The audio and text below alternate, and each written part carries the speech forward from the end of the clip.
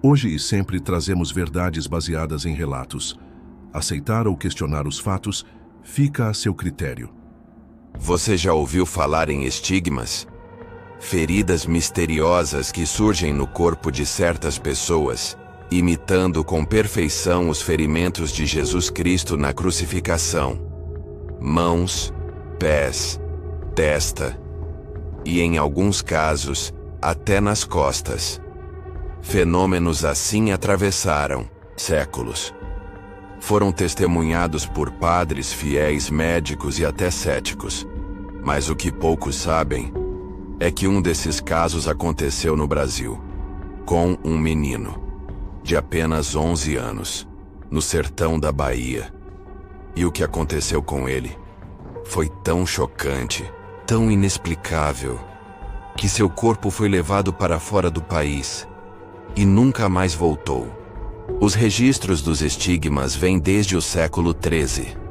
São Francisco de Assis foi o primeiro caso reconhecido pela Igreja Católica. Em 1224, após intensas visões e êxtase espiritual, surgiram feridas em suas mãos, pés e no lado do corpo. Seguiram-se muitos outros. Santa Catarina de Siena, que sofria dores invisíveis até que elas começaram a sangrar. Padre Pio de Pietrelcina, um dos mais conhecidos estigmatizados modernos.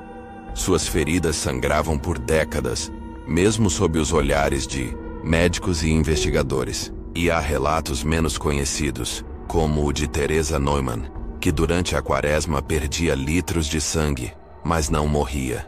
Muitos desses casos eram acompanhados de fenômenos estranhos: levitação, cheiro de rosas, visões, vozes, objetos movendo-se, sozinhos. Mas o que causaria os estigmas? Santos? Demônios? Sugestão da mente? Magia? A Igreja raramente se posiciona com firmeza, e talvez seja porque nem tudo pode ser explicado. A ciência tenta, mas falha.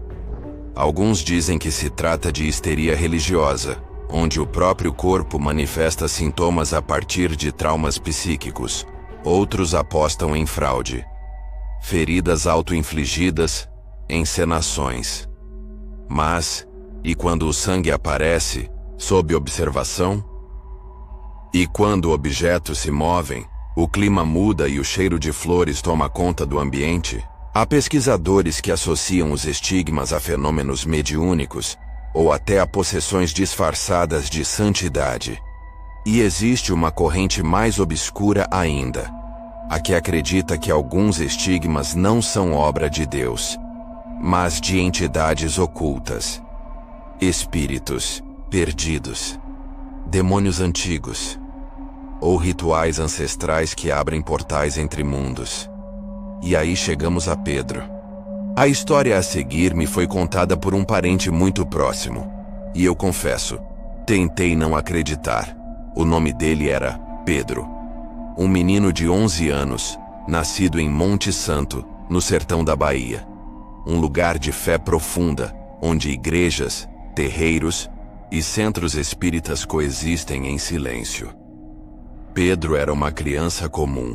Ajudava na roça com o pai, rezava o terço com a mãe e gostava de brincar com o cachorro chamado Espeto. Mas um dia, Pedro teve um sonho estranho. Uma mulher vestida de preto com véu apareceu ao lado de uma criança que chorava sangue. Na manhã seguinte, Pedro acordou com as mãos cobertas de sangue fresco, cortadas, como se tivessem sido perfuradas por dentro. Dias depois, surgiram feridas profundas nos pés, e então na testa, marcas sangrentas em forma de pequenos furos, como se tivessem sido cravadas espinhas de uma coroa invisível. Logo após, feridas nas costas se abriram espontaneamente, como se o menino tivesse sido chicoteado durante a noite, e finalmente nos ombros, duas marcas circulares, roxas, que pareciam sustentar o peso de algo invisível, como se ele carregasse uma cruz. Pedro apresentava todas as chagas de Cristo, exceto uma: a lança no coração, a que tira a vida. Talvez por misericórdia, ou por mas o que mais aterrorizava não eram apenas as feridas. Pedro passou a entrar em crises de agonia, sempre nas madrugadas de sexta para sábado. Durante essas crises, testemunhas relatam que o ar da casa se tornava denso, abafado. A luz tremeluzia, e figuras translúcidas surgiam ao redor da cama. Alguns diziam ver anjos. Outros, demônios com olhos fundos e bocas costuradas. Pedro gritava, chorava sangue, e dizia frases em línguas que nunca aprendeu. Trechos do aramaico. Citações em latim bíblico.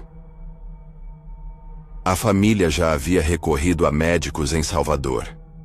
Depois a padres, pastores, mães de santo. Foi quando chegou Joaquim Lacerda, um médium muito respeitado na época, conhecido nacionalmente por atuar em fenômenos raros. Joaquim ficou 2 horas a sós com Pedro, e quando saiu disse apenas: "Esse menino não tem uma missão." Poucos dias depois, Pedro morreu. Mas não como qualquer um. Seu corpo não se enrijeceu. Não havia cheiro de morte. Seu rosto tinha paz. As feridas estavam secas. E um doce aroma de rosas invadiu a casa. No velório, algo absolutamente sobrenatural aconteceu. Diante do pequeno caixão branco, havia uma imagem da Nossa Senhora das Dores. Testemunhas afirmam que, por mais de 20 minutos, a imagem chorou sangue pelos olhos. E o mais estranho, uma substância dourada e espessa escorreu pelos pés da santa. Era mel fresco puro, como se fosse um sinal, um selo. A comoção foi tanta que as autoridades locais tentaram impedir o velório aberto ao público. Mas antes que o povo invadisse o local, um homem chegou. Discreto, bem vestido, com sotaque estrangeiro. Dizia ser um emissário do Vaticano. Estava no Brasil investigando aparições em Pernambuco, mas desviou sua rota ao saber do caso de Pedro. Com permissão da família e sob forte vigilância, o corpo do menino foi levado para a Itália e nunca mais retornou. Você acredita em estigmas? Ou tudo isso foi histeria coletiva? Fé demais? Ou loucura? Mas e se fosse com você? Ou com o seu filho? Pedro virou um nome esquecido. Mas em certos círculos ocultos, seu nome ainda é sussurrado. Dizem que, em certos porões do Vaticano, seu corpo ainda está lá, impoluto, sem deterioração, e visitado em segredo por padres e cardeais. Uns dizem que Pedro foi um santo. Outros, que foi vítima de algo que nenhum de nós jamais entenderá. Mas uma coisa é certa: nunca mais houve outro caso igual.